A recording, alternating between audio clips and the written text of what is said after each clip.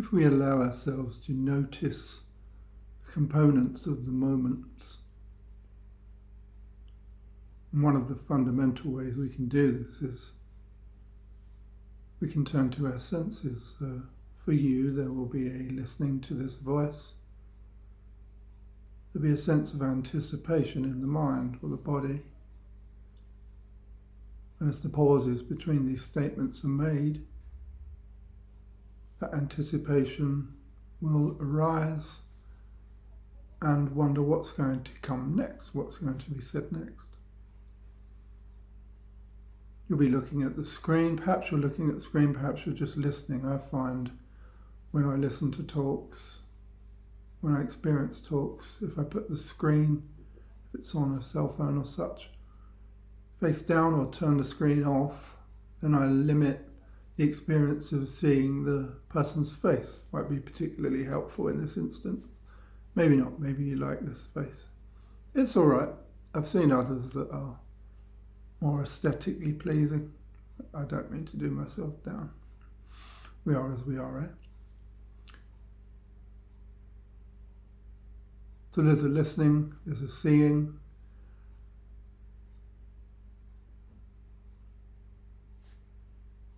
And then we're able to feel the experience of the body. So now we've applied those words to this recording, to these moments.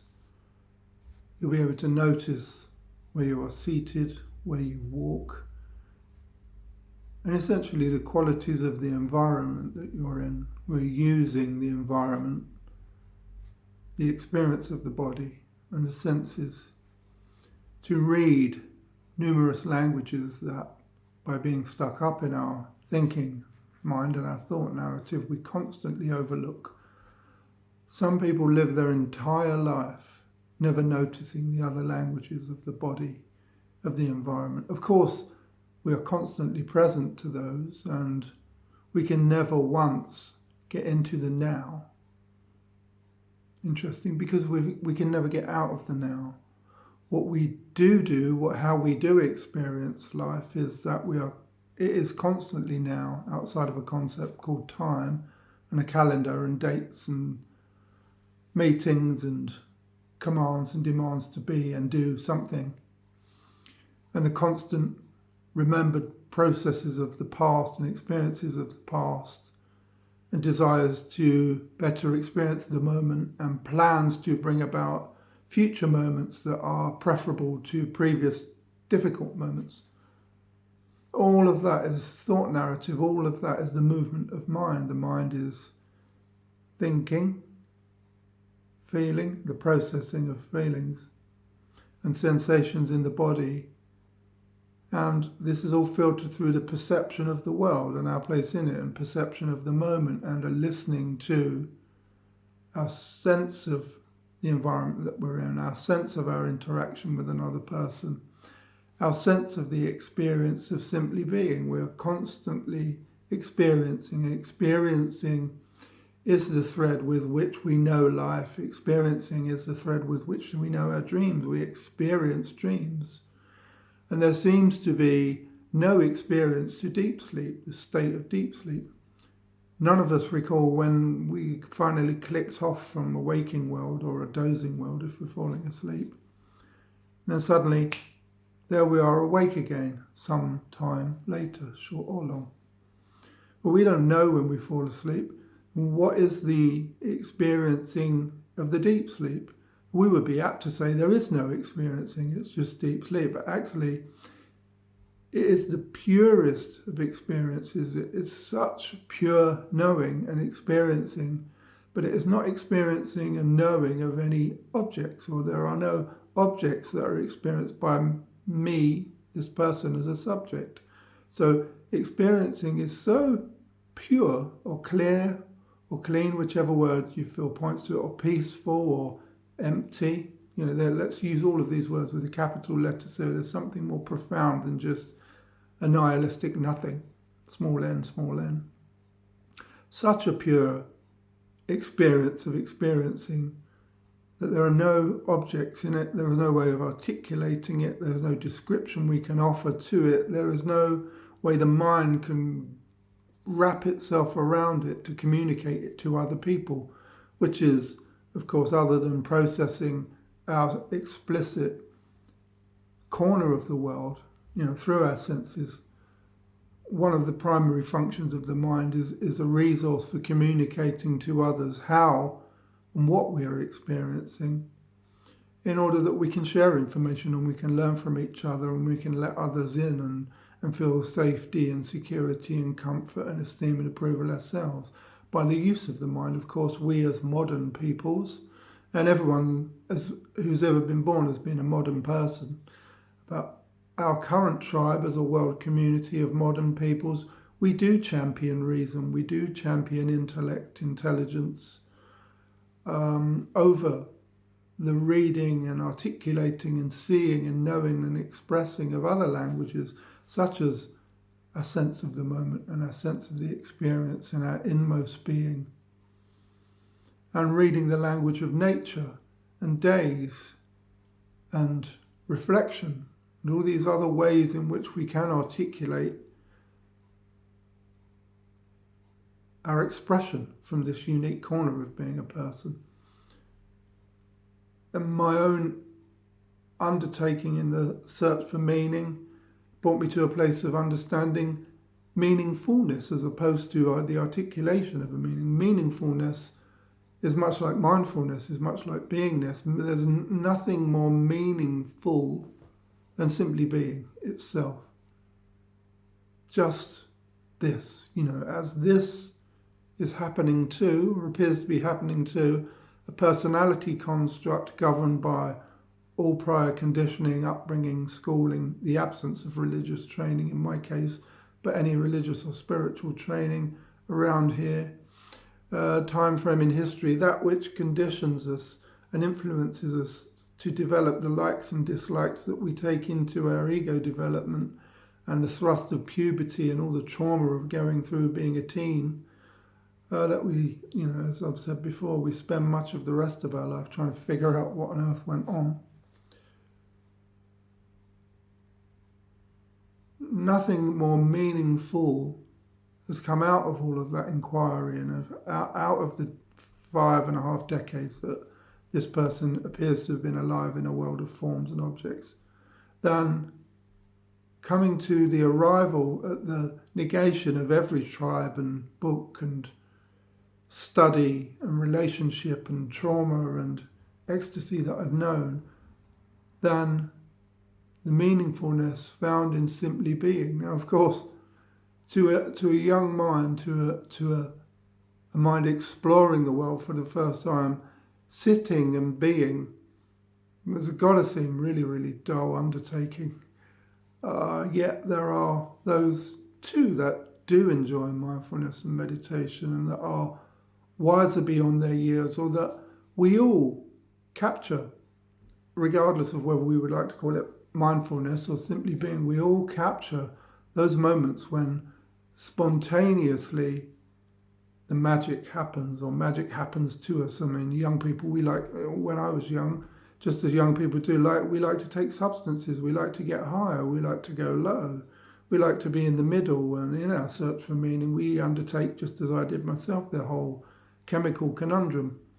And those are experiences of fluid, amorphous states. They are a state akin to, though not exactly like, the experience of being in the womb of absolute beingness. We're all born in the meaningfulness without the need to articulate its meaning, of being an infant, of not knowing there is I and other, of knowing only I, thou, of indivisible consciousness. We might say oneness, but there's more than one in oneness. There are simply not two, or it is a non-dual experience. There's the experience of being a person. There's not just me and you.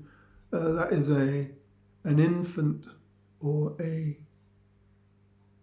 new way, a new mind with which we experience the world. Of course, some of us never grow up or mature out of that mind, out of that lens for life that we have in the first half of life, or that we get old with. We can walk all the way through life and miss out on life with a capital L completely. And it often seems like life is an upside-down economy, that we find meaning in the ways in which we get life wrong, or as has been said by the mystics, we come to God, or absolute love, or understanding, or meaning, or wholeness, or balance, or purity. Not that there's anything wrong with impurity, there's so much rich stuff in the empty void of suffering and difficulty. But we come to wholeness by the ways in which we do get life wrong and we do make mistakes, because often it takes a crack in the perception of how we currently see things in order for light to get in, as is beautifully illustrated. Everything has cracks in it. That's how the light gets in, of course. It is an upside-down economy. We do fall upwards, but often we fall off when we go downwards, because depending on the strength and the tenacity with which we have become so identified with our self-concept and our egoic sense of how life should be, how much are we attached to, addicted to a sense of being in control of me by the ways in which I control others in the home, in the family, in the workplace. How rigidly do I cling to my ideas of how life is supposed to look, which of course is fear in its uppermost, because we're afraid to let go of the thoughts that we're having about the life that we think that we're having. So it's not the life we think we're having that's the problem, it's the thoughts about how that's supposed to look that cause us suffering. That's an interesting notion to explore. And conversely, counterintuitively, we find that by letting go of control, well, we discover we didn't need control, and that the desire for control was the cause of all of our difficulty, pain and suffering. And as has elsewhere been well said, don't worry, no one's in control. There is no control. There is just what there is in the absolute sense. All there ever is this now that we can never leave. You can't leave the now. You can switch it off for a bit by the use of substances, food, people, places and things, acting out in certain ways. But even the acting out and even the sensation of the subject, the substances bring us so closely into the here and now that because they cut off the thought narrative, they can reduce the sense of the thinking mind, or the sense of self-personality, which is the ubiquitous addiction of every human animal, is our personality, and that personality in the way in which it governs a world through the senses. We see a world, we taste a world, we touch a world, we feel a world, we experience a world. And the feelings that we have about that world, the thoughts that we have about that world, and the subjective meaning we apply to our place in that world give us this meaning that we subjectively apply. And we like those to be positive experiences and positive feelings, and we do so at the cost of negating what we might call at first negative feelings and negative thoughts about those things. Positive and negative, the duality of that, those again are conditioned and subjective terms which, upon closer inspection, the failures and the lack of success, and success is an addiction just as much as comfort and safety and security are. But at the collapse of the attempts to bring about safety, security, comfort, esteem and approval, by the failure of the last invented program within the self-concept to bring those about on my own resources, by my own works and my own efforts, this time I can do it.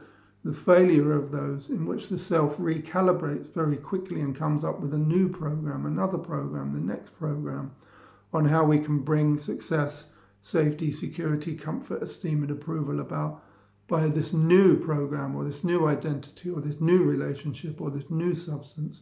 And so we go around again trying to create internal meaning, definition, purpose and safety by modulating the external facets of our world, changing relationships, substances and so on. So you see there's a trap. That is the addiction. That is the fall from grace. You know, when we ate from the tree of knowledge and realized our own separation, that we were alone wolf navigating a world of forms, trying to find the happiness that we had then fallen from. We didn't know shame, we didn't know nudity until we'd eaten from the tree of knowledge. So we are in the world, but not of the world. Now this not of the worldness is the absolute presence to the recognition of that innate and inalienable nowness that we cannot leave, and the recognition of the limits of the thought life. Mindfulness, meditation, ancient traditions, religious traditions, prayerfulness, beingness, beautiful nature, great food, intimacy, lovemaking, substances, all point to that sense of beingness as we come out of the mind and we embody the body, and we embody the consciousness to which the body appears as a mind and a set of sensations and a world of forms. The relative. And we recognize our absolute innate divinity and wholeness that we've never once left. As has been said by the great Indian sage Nisargadatta Maharaj, we discover that, we uncover that, we recover that, having never left the house. We've been looking for the way home. Wow.